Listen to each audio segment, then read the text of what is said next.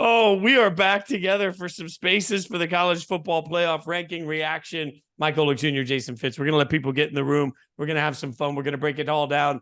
You know what, Mike? I'm just going to address the elephant in the room. I forgot to bring a snack. We've been doing this together for years, and like usually we walked into the room and there were cheese already in the room for us. Last week I brought my own cupcake. This week I just flat out forgot to bring a snack. So, it shows you what happens if somebody doesn't put the snack in the room for me. You're the only snack I get. I'm a pretty good snack right now. I will say I just cheated the snack tonight, so I don't know if this is just me being old and fat, but I bought a while back the Tums that have the hard candy shell that are almost chewy like a Spree. And every once in a while, when I want to have a little snack, I walk by them in the kitchen and the perfect oral fixation. I just have a couple of Tums.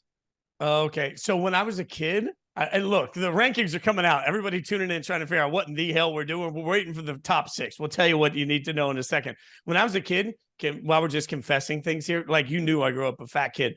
I really loved the taste of Pepto. So I would go, like, if there was Pepto sitting around, I would house some Pepto, like the little, because I'm old, so like it was the little discs, the Pepto discs. I could eat I love disc. wintergreen. I thought you were drinking the pink stuff.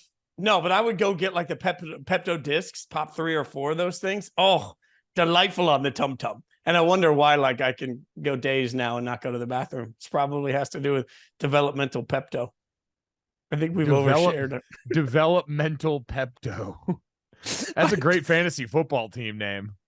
I think we have officially overshared at this point. So there we go. I feel like your whole life on air is an overshare. Overshare is a bit of a word. I like to call it being transparent with the people, Mike. That's what I like to call it, being transparent with the people. By the way, the college football playoff rankings are coming out as we speak. When we get the top 6, you'll get the top 6. We do know some of the top 10. I can tell you that, Mike. We've got at number 10, Penn State, number 9, Ole Miss, number 8, Roll Damn Tide. So Alabama gets the big win, and they stay at number 8. I mean, are we a little surprised? I know we're going to get into all of the rankings and get the rest of them, but are you a little surprised that Roll Damn Tide didn't do better than that?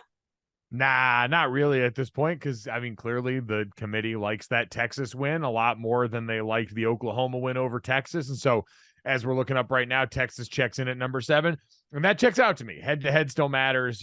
Texas at this point, their schedule is no longer going to have the teeth that a lot of the backloaded SEC schedules do, but that's the right ranking still. Okay. Well, I mean, last week you gave me this whole spiel about how the elephant was headed to the playoffs or had a path. The elephant could just charge its way into the path, and, still does, I guess. I still do. Yeah. I wonder how the committee, we won't know yet. I wonder how they value that win over LSU, given the fact that, remember, I got to constantly remind people this, the things the committee factors in, but Jaden Daniels being knocked out of that game is something that they would have considered in their view of how the game looked. So he got knocked out in the second half, though. Yeah, and it was a close game when he got knocked out. Like, it was a back and forth close game. So it felt like, it was teetering on the edge. And then he gone.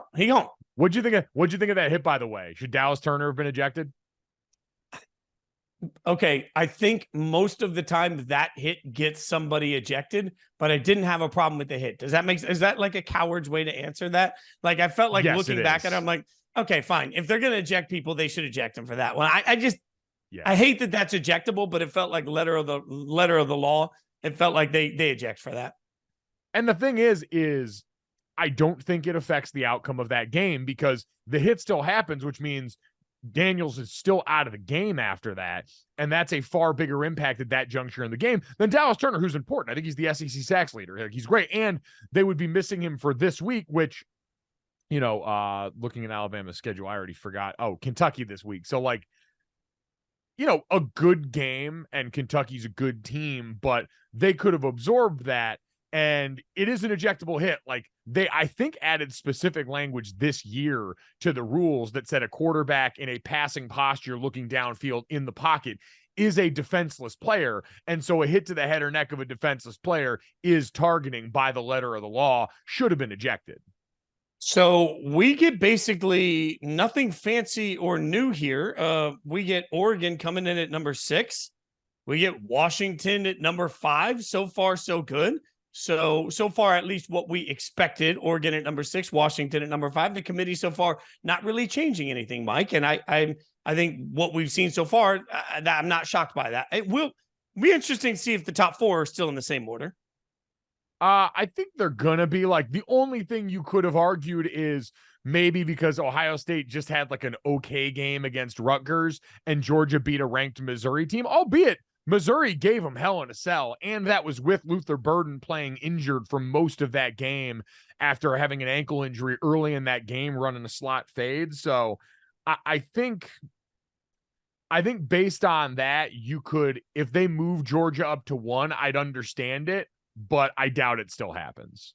Well, Florida State comes in at number 4, undefeated Florida State. And look, the struggling against Rutgers thing, like, I just feel like this year, if you, whatever fan hat you put on, if you want to complain about the teams that are around you, you probably got a pretty good complaint. It's just the way it goes. Michigan sits at number 3. We'll get into what we think about Michigan sitting at number 3, given the committee and given everything going on. And let's see what we got with let's our hear top from 2. Ward Manuel tonight. I mean, it's funny. Ward Manuel, by the way, the AD in Michigan, not with the committee. He stayed at home to take care of what feels like just Pandora's box of college football that's been opened up. I have my buddy I was in a group thread with earlier that was like explaining the whole Pandora's box of, Ryan Day's brother started the investigation and now somebody has video of this and that. And it's like, what are we?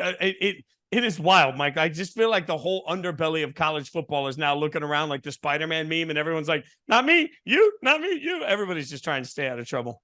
I did love the very well time, like, and I believe it, right? We had that AP report about how an unnamed ex-Big Ten staffer had come forward with materials alleging that Georgia's still at number 2, which means we're still going to have Ohio State at number 1. So nothing changed there, which, again, not all that surprising. But the staffer came forward and said that they've got materials that say other schools were passing around Michigan signs now. Then they thought that Michigan was being unfairly maligned and all that. I'm like, y'all know that was never the point, right? Like, we know everyone's been hawking signs out here. Unless they've got to Connor the Stallions, what are we doing? That's the hard part about all of this, is that I don't know what to do with a violation that seems like everybody keeps saying, yeah, but everybody does it. And the only example I can give, like, I remember years ago, I got a bunch of speeding tickets at this one point, Mike. Like, I was just getting them all the time. And I got a speeding ticket going downhill. I was going to my house. I was going downhill. I was 3 miles over the speed limit, right? And so I go to court and I say to the cop, to the judge, I was like, I was going 3 miles over as I was going downhill. And the judge looked at me and was like, so you were violating the speed limit and you don't think you should get a ticket? Like, I remember my dad got a ticket when I was a kid, and he was in this convoy of truckers that were all going so fast, and he's the one that got pulled over, and he's like, everybody was driving too fast, still get a ticket for it. Like, at some point, everybody's doing it is not really a defense when you get caught doing it. Like, it just isn't. I understand that. That's my whole point, though, is they also got caught in a way that other people have not so far. Like, again, sign stealing, not explicitly against the rules, sign stealing by means of traveling to do advanced scouting in person and using a video camera to record, that is codified as illegal. Do not pass go. Do not collect $200. Either way, all that silliness is going to get worked out this weekend right now, because as I saw Ari Wasserman tweet, and I think is right, when you look at the current CFP top 10, everybody in there, he says, controls their own destiny right now. Fitz, would you agree with that? That as we look right now from Georgia, Michigan, Ohio State, Florida State, Washington, Oregon, Texas, Alabama, Penn State, and Ole Miss, would you say everyone in there definitively controls their own destiny? I have a hard time putting Ole Miss in that controls their own destiny conversation. I agree. Right? Like, I mean, what do we like? It's cute, but like, you really think a one-loss Ole Miss team's going to get in over some, like, now for a one-loss Ole Miss team to do that, they would have to beat Georgia and they would have to win the SEC. So like, maybe the big wins sort of overdo that. But I guess that's my thing, is they could beat Georgia this weekend. That's certainly a possibility, but they're still behind Alabama in the SEC West. And unless this is 2024 all of a sudden, where we've done away with divisions in the SEC, they can't even get to the title game right now. So Right. I like, by definition, they do not control their own destiny, because they would need Alabama, who's got a head-to-head win against them, to slip up so they could get to the title game. Yeah, you're 1,000% right. So that one feels like a bit of a stretch. I do think, though, and this is what we can admit now, that was a little more difficult to admit when we were sitting in a particular seats trying to get everybody to watch every week. Sometimes, like, y'all, let's just be honest for a second. You and I would laugh going in being like, well, nothing's going to change in the rankings this week, but how are we going to make it interesting? Because that's the job of this whole process. I do think that what's interesting right now, Mike, is that there is so much left out there right now. Again, if you're just tuning in, we know the top 6 teams in the country. And frankly, nothing has changed. At number 6, we have Oregon. At number 5, we have Washington. At number 4, we have Florida State. At number 3, we have Michigan. At number 2, we have Georgia. And at number 1, we have Ohio State. And to me, we've learned one key thing about this committee. This committee is not really in here to rebuild this thing every week. I think what we've learned from the committee this week, Mike, is that the committee is going to look at it and say, hey, this thing's still going to work itself out. There was no proof of concept that forces change, and until we're forced to make change, we ain't going to make it. No, well, and the good news for all of us is, coming up, we've got a bunch of eliminator games. Like, one of the big takeaways from this weekend is we got to wave goodbye to Oklahoma in the playoff eliminator. They lose in Bedlam. They lose in back-to-back weeks, as you and I both know, and as everyone knows. 2 losses is a non-starter in the 4-team era of the college football playoff, now 9 years in, going on year number 10. So we got to wave bye-bye to them in this process, and now there's one less team. And coming up this weekend, we've got Michigan and Penn State going to be in the same boat there. If Penn State gets bounced right now and they're inside the top 10, they will not be able to proceed any further. They'll be done with this, and we'll get to wave bye-bye to them. You've got that game going on here. You've got a bunch of Utah at Washington, big one for Washington. They host Utah, coming off a couple of tough weeks for them. You've got Ole Miss at Georgia, and then there was one more in here that I thought qualified. Why can't I find this right now? I'll get back to it. But my whole point is, we've got a bunch of eliminator games coming up. We knew the Pac-12 dogfight was going to start to go down late in October and all through November with all the teams that are going to play there. And so we get to have it out on the field. This is actually playing out perfectly, especially because you got so many Pac-12 teams. And really, because the Pac-12 schedule and the Big Ten East schedule were so backloaded, we get the perfect finish to the season.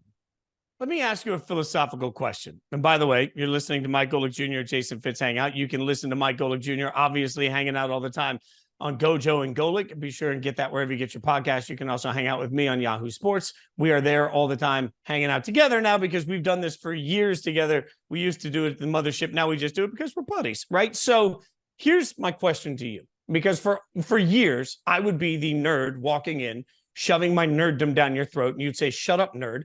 And I would say, well, I hate the eye test, right? And I would always come and say, because the eye test, how do I fight that? The eye test is the grown-up equivalent of saying, well, just cuz. And so you watch it and be like, what am I supposed to do if a committee member says, it's the eye test? Go ahead. No, I'm gonna let you finish. I'm getting ready to just, call you an idiot after this, but okay. That's fair. But here's my question. What happens when everybody fails the eye test? Because this feels like one of those years where, I mean, again, I can make a fatal flaw in the argument that Ohio State has looked consistently like the number 1 team in the country. Georgia shows up for like roughly 8 minutes of every game, and that's enough. That's fine. They win football games. Michigan has not played anybody, so I don't know what. Yeah, they've been dominant. They look like a great team, but you would look like you should still play in the NFL if you were playing against the Nashville Auto Diesel College every Saturday. Like it doesn't feel like there's really an opponent there. Florida State has looked meh. They're out like Washington. Washington's defense was almost as bad as USC's defense last week. Like I could go in and make this team sucks argument about almost every one of these teams compared to what we're used to seeing in the top 4. You're being a real glass half empty guy right now. And I don't know if I like that about you. All right. New spin on me. This is like a dark side of the force me. This is like different energy. Woo! This is like when you used to wear a leather jacket in studio when you were feeling good about your body. Oh, you know what is maybe that's the thing. Like I am. I'm feeling pretty, svelte right now. So maybe that's just the whole thing. Like I got that swag. Well, Fitz, I think what you're talking about is the phenomenon that's taken place this whole year, which is Alabama doesn't have a future NFL quarterback on their team. They've got a very good one who they are now leaning into what Jalen Milroe does the best. And I think if we're starting to look at the other version of what does each team do well and how important is that going to be going forward, that's where this all gets interesting. Because resume-wise, all the good teams we're talking about, they're not far off. Like we always talk about strength of resume being a pretty indicative record if it's not, or metric if it's not truly predictive. And you look at strength of resume right now, which if you look at the end of the season, it's kind of like the people that run the old BCS formula that almost always pumps out the same Final Four that the College Football Playoff Committee has. Surprise, surprise, the robots are doing exactly what we brought a human committee here to do, but I digress. And so we got strength of resume now. Ohio State's number 1 still. Washington at number 2, but then Florida State's 3, Alabama's 4, Texas is 5, Georgia's down at 7, and Michigan's down at 8. So it's not like these are teams outside of the top 10 in what they've accomplished so far this season. And then to your slander of the eye test, there is something to, I think, the importance in this sport in particular at this level, because college has such disparate scheduling, is to be able to look out, watch the games, and actually see, based on the things that people in this committee with all these years of football experience and their varied roles, what they've seen and what they know to be true for teams that generally tend to be really good, because part of this has to be guesswork because of how the sport's scheduled. Okay, but I feel like let's go back a month ago. A month ago, we were begging to find a way that Penn State, Ohio State, and Michigan all somehow beat each other in this process. Each takes on one loss, and then we have this chaos of trying to cram as many teams in from the Big Ten as possible. I feel like now it's almost the opposite. Like we're looking for a reason to leave some of this trash at the door. Like it's just that usually, and trash is a harsh word to use here, but usually by now there are teams separating that I'm saying, oh my God, let me be clear. This is the best possible scenario going into the last year before playoff expansion, because there are going to be teams left out of this process that genuinely believe that they have a real shot at a national championship. Like this is the year to say, my God, I wish we had expansion, because the first round of the playoffs would be absolutely epic, must-watch stuff, right? But I also look at all of this and say, this is the year where it feels like the committee is just stepping back saying, hey, guys, take care of this stuff. Like, take your trash to the curb. I don't want to see it. But I mean, again, Jason, who do you think is horribly inappropriately seated right now? If this is your argument that the committee's falling on a crutch, you're acting like there's someone that you think is wrong. So name names. Who is in so poorly seated right now that you believe all of these theories about the committee? Nobody is poorly seated to that degree. I'll admit that. Let me say this. Neutral field, if I had to put your house on the line between Oregon and Florida State right now, I think I might put my money on Oregon. At neutral field right now, if I had to put my money on Penn State against Florida State right now, I think I put my money on Penn State. Like I think right now, Ohio State has had a ton of moments where they didn't look like the number 1 team in the country. Georgia's barely showing up. Michigan's, I put Michigan at number 1. You know what? Forget it. At least Michigan's look dominant, even though they're playing against like me. It is literally the jock. It is you against me playing dodgeball in 5th grade every single Saturday when Michigan just beats the snot out of somebody. I am the snot beaten. You are the snot beater. And that's what's happening. But at least it's so definitive. Put Michigan and all their cheatings, put the cheatings right at the top. Number 1. And again, you could make a very sound argument for that based on a number of factors that I know you don't like, because again, the committee's not supposed to take into account what happened last year or anything like that. But I'll spin it to you like this, Fitz. I do think Michigan's experience is sexy and appealing to a lot of people. Like I was talking to a Penn State reporter today about looking at the matchup this weekend, and people are going to ask that question. Does Michigan's scheduling make you worried at all? They haven't played anybody thing, but to your point, they've handled business because they know how to. Like so much of the core of this roster was around for last year, and their schedule was weak for the first half of last year, but we've seen them beat Ohio State the last couple of years. And while it hasn't gone well in the playoff for them, they know how to prepare to get to that level. They know how to prepare to beat the teams inside their conference right now. And that's the goal here. And in this year where the rest of college football's come back a little bit, you take the experience of knowing how to prepare. When people talk about culture, that's really what it is do you have the built up work habits? Do you know the things it takes on a week-to-week basis to be prepared to play at X level consistency? The core of this roster does. And so with that in mind, I think that's why they're given a strong bit of benefit of the doubt and why you wouldn't be wrong to have them at number 1 in a poll. You know what? He's Mike Golic Jr. I'm Jason Fitz. ranking reaction. We got our top 6 teams, the exact same as last week. And Mike, I hate to give you credit. I really do. After all these years of trying to tear you down, you may have found the nuance in my own argument, because I say these things into the camera. Yahoo clips these things into the camera, which I'm so thankful for. And then they put them up and I get my immediate reactions, right?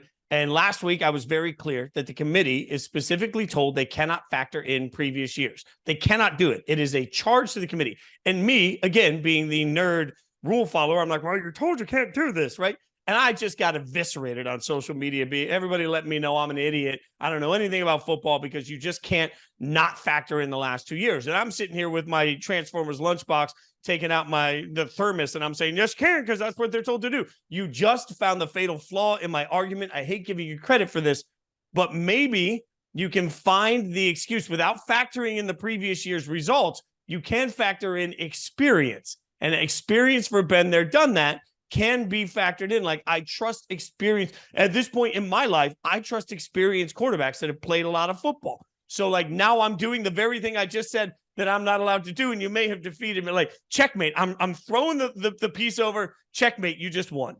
It's why game started is one of the stats for good teams, right? Game started can be a very misleading metric when you're talking about bad teams, because if you're bringing back a bunch of bad starters with a bunch of the same coaches, why am I going to think they're better?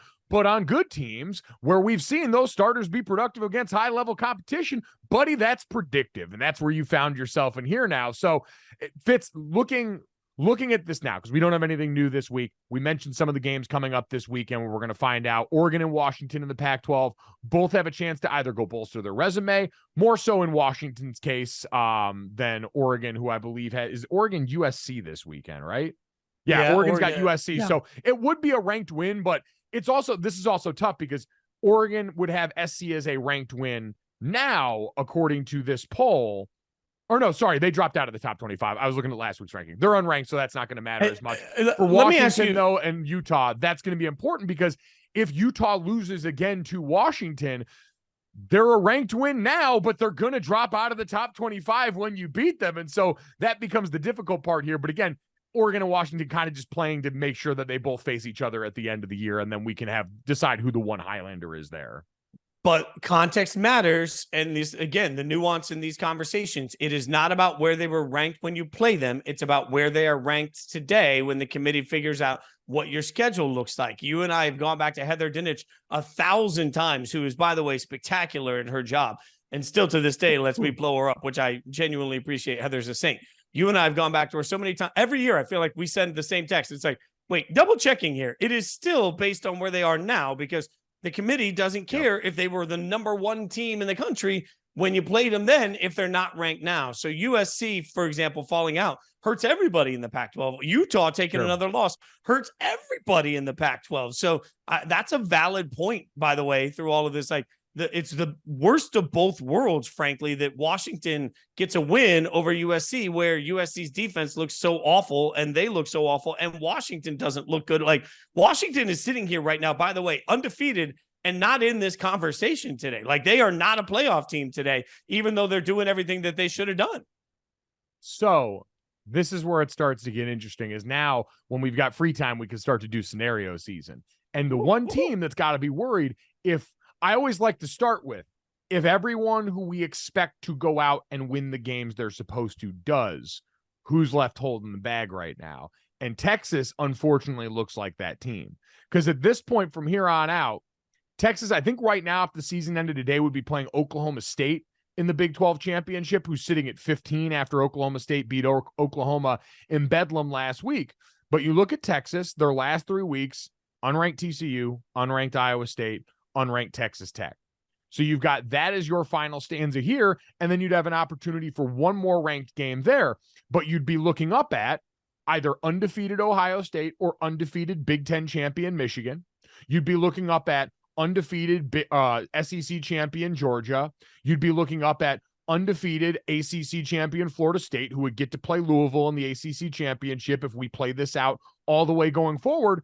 And then you would either have undefeated Washington, who had a win over Oregon in the Pac-12 championship and has a chance for a couple of ranked wins down the stretch here, or you would have one-loss Pac-12 champion Oregon, who would have avenged their one loss of the season that they lost on the road in a game they largely dominated against Oregon. If that's the case, I think the committee's taking Oregon, and I think Texas is left holding the bag. Yeah, by the way, to your point, Oregon would also then have the highest quality win of the entire season, right? Like if Oregon goes out and beats Washington, who's right now the number 5 team in the committee, that's going to be the best win anybody has seen all year. And you're right, game control, a metric that they do love, absolutely favored Oregon in that game against Washington. So like I trust experienced quarterbacks. Like Bo Nix feels like this version of Bo Nix way different than the Auburn version of Bo Nix. They couldn't play on the road at all. Like this version of Bo Nix, I mean, he's played like 7,352 college football games. So I get that this is what happens, but my God, like you're right. It's interesting when you look at the way that this could all play forward, because you quickly glossed over Louisville being number 11 right now. Shout out to Harry Douglas. Louisville being number 11 is huge for Florida State. Because Florida State is sitting here saying, hey, got to get that big win. Like Florida State's had a couple of struggles here. They got to get a big win. A win over Louisville for the ACC would be a benchmark win for them. Yeah, we are getting to the point of the season, too, where you're going to start to see some of the top teams rooting like that. And if you're Florida State, you're rooting for LSU to finish out the rest of the season strong right now, right? LSU drops down to 15 in this latest poll. They got Florida, Georgia State, and Texas A&M left. So all games that they're supposed to win, but a couple of those, especially Texas A&M with all the talent on there, you never know. And, Jaden Daniels hopefully going to be back in the lineup there, a concussion, so shouldn't be anything that keeps him out super long term. We think for Ohio State, you need Notre Dame to win out the rest of the way. They've got a lot easier load on their schedule now with Wake Forest and Stanford as the remaining games there. But should you slip up in a close one, like you're playing now in case things start to go crazy, right? If the Pac-12 eats its young towards the end of the season and all of a sudden you get Utah that gets a little bit of upset, maybe Oregon State gets froggy in the game at the end of the year against Oregon and messes that up a little bit. And so now if you're Ohio State, you'd be playing for, all right, what if we lose a close one to Michigan? What if something crazy happens there, but we're still sitting here with this resume that the committee loves and everything else goes haywire? You want to have yourself in position to potentially be considered the best one-loss team. That would probably, again, be difficult because of a team like Texas sitting in the wings there, but you get what I'm saying. Yeah, this is where also when you talk about wiggle room, Georgia has none, right? Like Georgia has absolutely zero wiggle room in this process because they haven't necessarily played. You think Georgia has wiggle room? Can Georgia take a loss and still make it? Oh no. Well, I'm saying again, I think it's let's put it this way. I don't think we're going to get 2 teams from the same conference in this year. I just think we're too deep right now and it required too much for that to happen. But Georgia is going to get a chance to make a lot, they're going to get a chance to put it on the line because the next couple of weeks, number 9 Ole Miss coming up this week on the road in Knoxville against Tennessee. At this point, who is ranked, let me see here, in the latest round of this poll.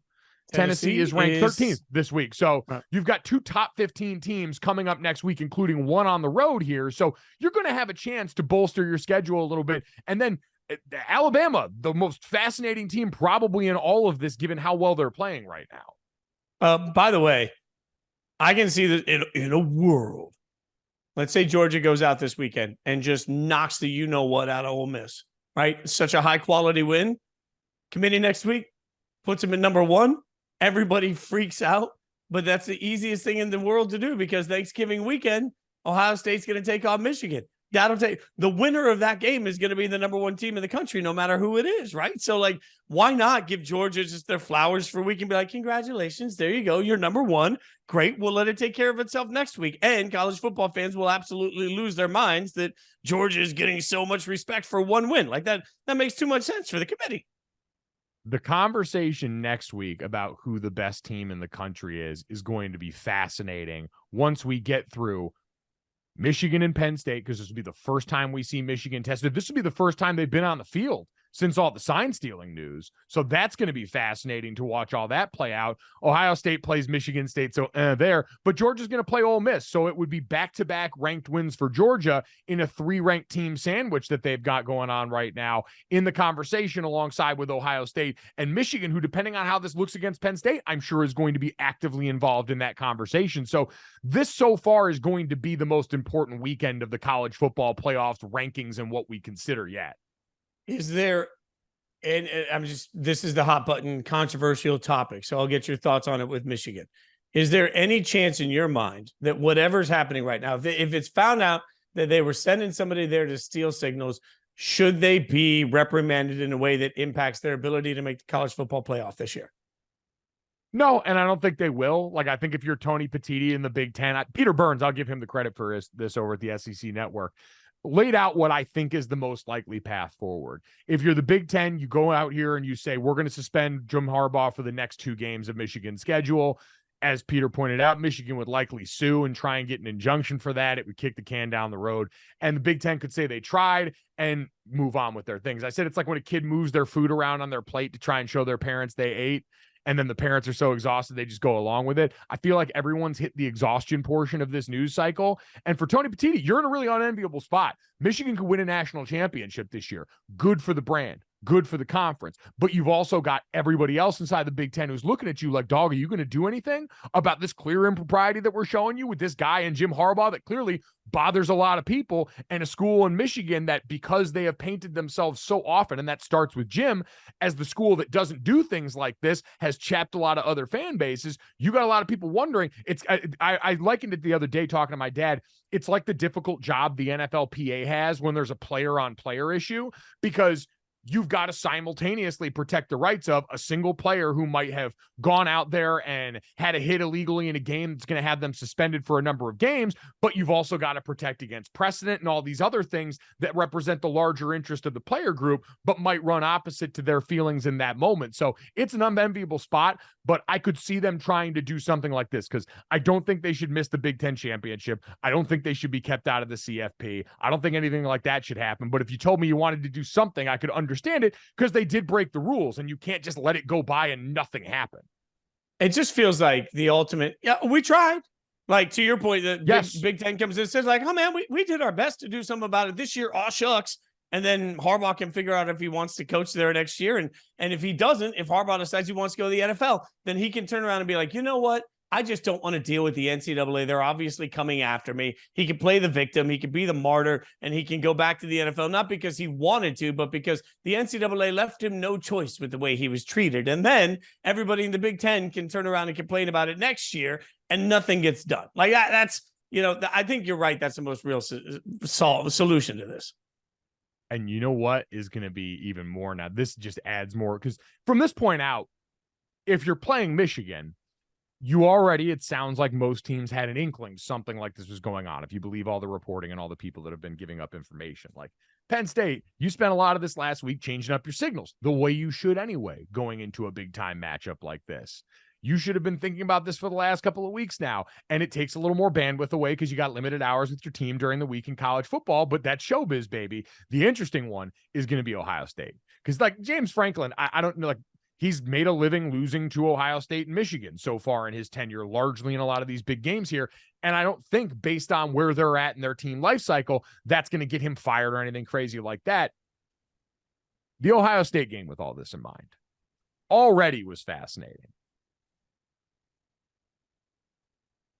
Like, we're talking about what happens with Jim Harbaugh's future. What are Ohio State fans going to do to Ryan Day if they lose the game with all of this in mind?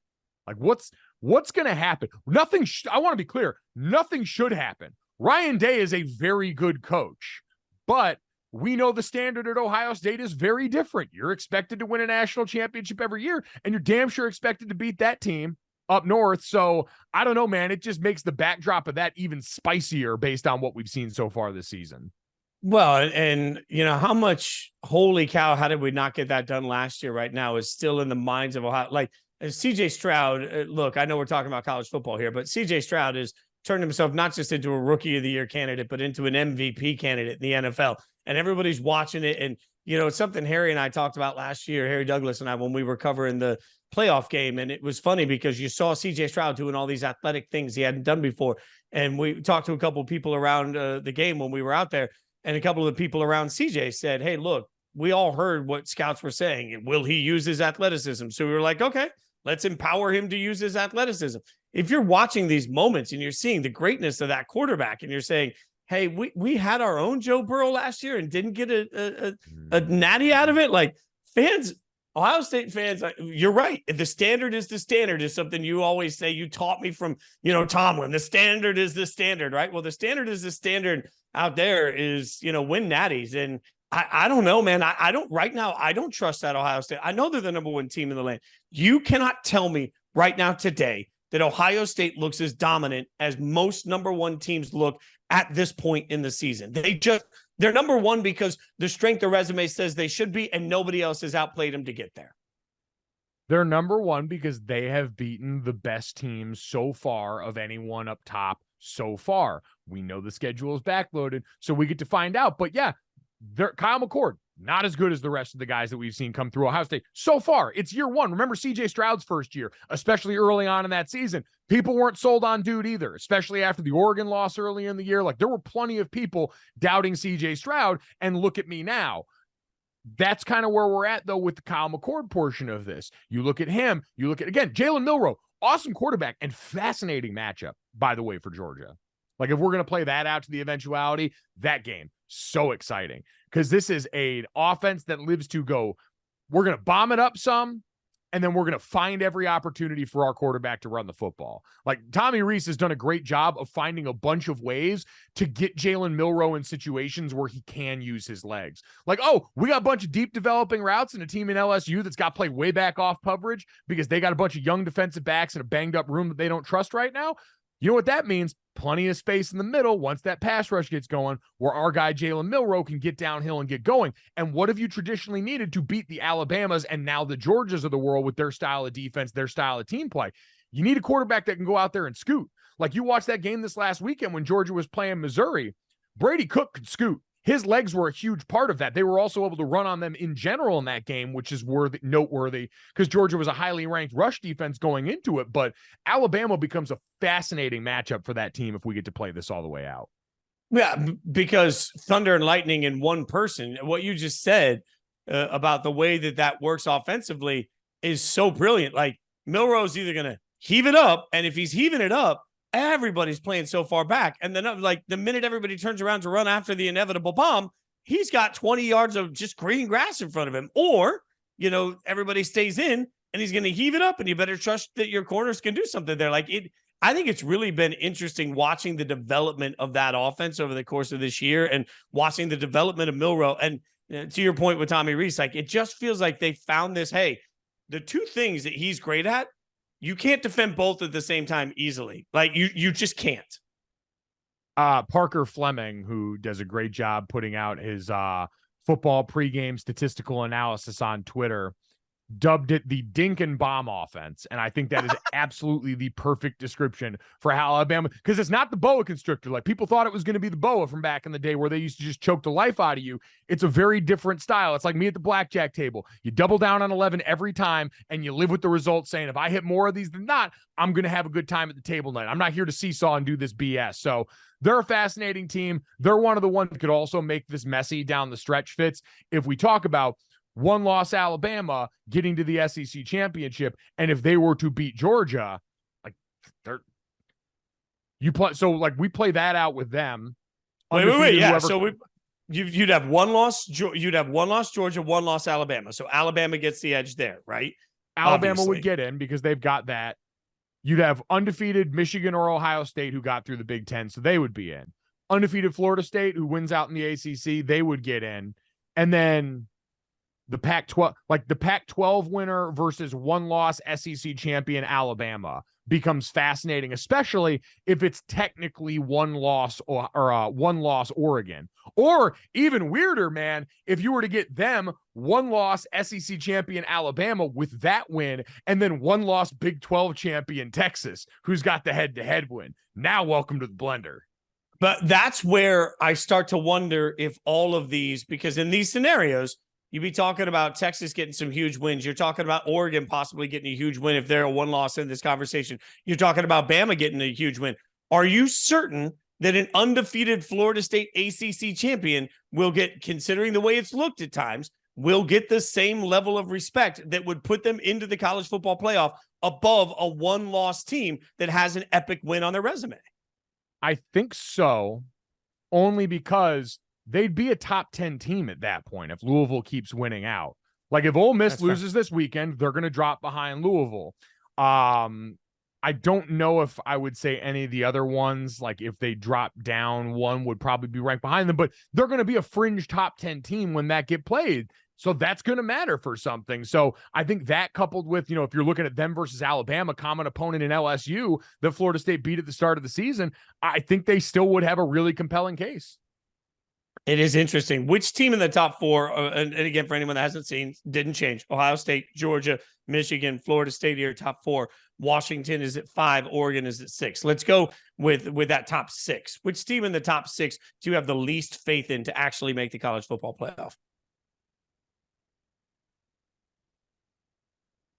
Probably of that group right now, I would say Washington. That doesn't feel good coming out my lips. I think that's I tell you what that is. It's less because on a neutral field, I would probably favor them over Florida State. I'd be curious what Vegas would say about that game, but I would probably favor them over Florida State. But I just also think it's the likelihood of, are they going to beat who's on their schedule? And to your point, make the playoff. And I look at Washington, if that comes back to a rematch with Oregon, I think Oregon's going to win that game. I agree with you. I would take Oregon in that game. I know I'm harping on the number 1 team in the country here, but Michigan, Ohio State's about 2 weeks out, right? Like it's the Saturday after Thanksgiving. I don't know that I trust Ohio State to beat Michigan. And if Michigan wins that game by any amount, then Ohio State just gone, done.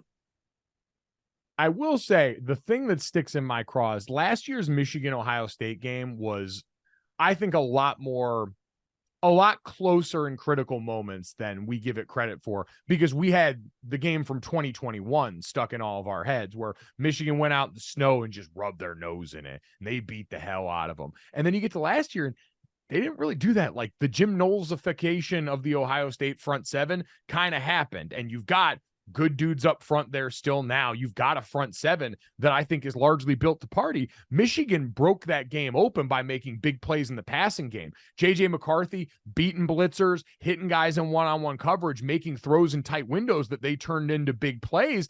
And that's a lot more high variance stuff. It's not normally what we associate with Michigan's offense as much in this era. And so if a couple more of those plays early don't go their way, this Ohio State team, to be clear, isn't a dynamic offense, but they got 18, and that counts for something. Like he's going to go on that field, and he's going to be the best player on the field in that game. So that counts for something. We saw how much it counted for in the Penn State game. So I can see them having a chance more in that game just because last year was a little bit closer in certain moments than I think the score indicated overall.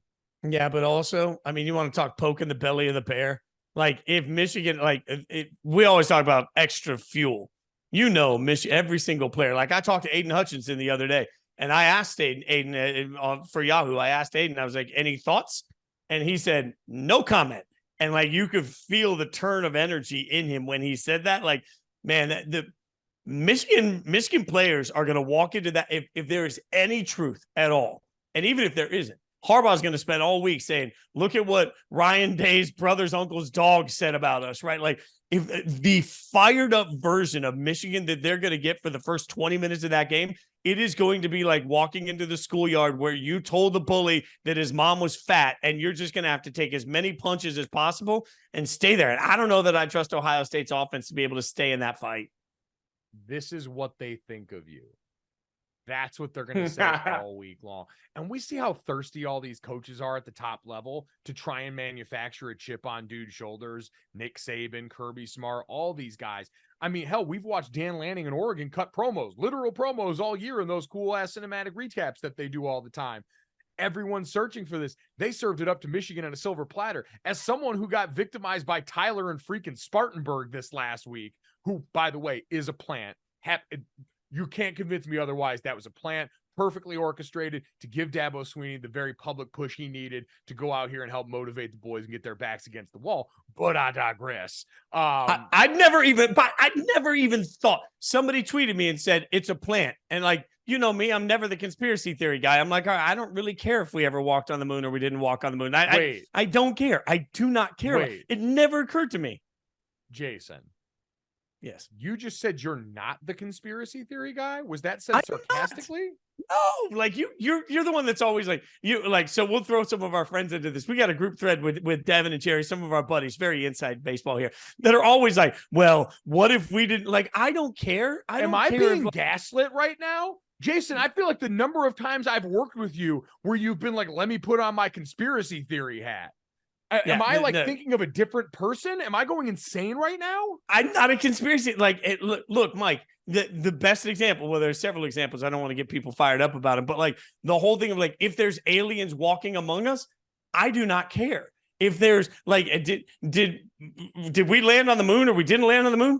Yeah, I don't really care. Was this person actually a Muppet that was like put up at a podium? I don't care. None of it changes my day. Like, so I just like all that. I don't care about any of that conspiracy theory stuff. You're not a conspiracy theorist. You're conspiracy agnostic. No, you understand that there could be conspiracies, but you're really not bought in and don't really care. You could have just left the word conspiracy out of it. I'm agnostic on all things. There we go. Other than the Raiders, I'm agnostic on all things. There we go. God, I was gonna say think about what that says about you. That's what you chose to put your faith in, is that team. Yeah. Somebody once said to me when I was like, I can't control any of that, so I don't care. Somebody looked me dead in the face. He didn't even hesitate. And he's like, then why do you care about the Raiders so much? You can't control that either. And I was like, I hate you and your ass face. That's all I had to say about that. I was officially defeated. Well, damn. All right. I don't know where you were going before I cut you off with the conspiracy theory portion of this, but any other thoughts before we get out of here? Do you want to complete your No, I was going to say, I just think that you are going to get a very motivated Michigan team. And that matters more in preparation, which again, they know how to prepare. This is a team that absolutely understands what it takes, but you add a little extra edge to it, and you're going to see some moments there where I think this is already a team that came out and did like the weird tribute to a very not dead Jim Harbaugh when he was suspended for those first couple of games. So they're going to let you know in one way, shape, or form. But extra motivation for a team that's already very good. Usually not advisable. Roll Tide. Let's see what happens this weekend. The big matchup, obviously, is going to be Ole Miss taking on Georgia. We'll see if we get any more clarity there. Maybe the playoff committee will give us more chaos next week. Be sure to follow and hang out with him. You can follow him on Twitter at Mike Golic Jr. It's easy to find. You can listen to him every single morning on GoJo and Golic, obviously, and wherever you get your podcasts. And hang out with me at Jason Fitz on all social media. Check out the Yahoo Sports app. We're doing some great stuff out there. Great writing, great videos, stuff we're really proud of out there. Be sure you're hanging out with us. I do some college football wraparound stuff every weekend. You can get your college football fill in under 2 minutes. So make sure you're hanging out with us there, plus all of our shows that we do for you. So we appreciate you guys hanging out. We'll be back next week and see maybe the committee will do something more exciting, but even if they don't, Mike will bring some conspiracy theories and we'll have a good time. Thanks for hanging out, buddy. I'm going to go tell my therapist about this. Thank you. Yeah. Why do I feel like I'm going to get a group text to all the guys being like, Fitz just did any conspiracy? That's about to happen. I know. I get it. I'm not. All right. Appreciate you, buddy. You also sound like a Muppet still. See ya.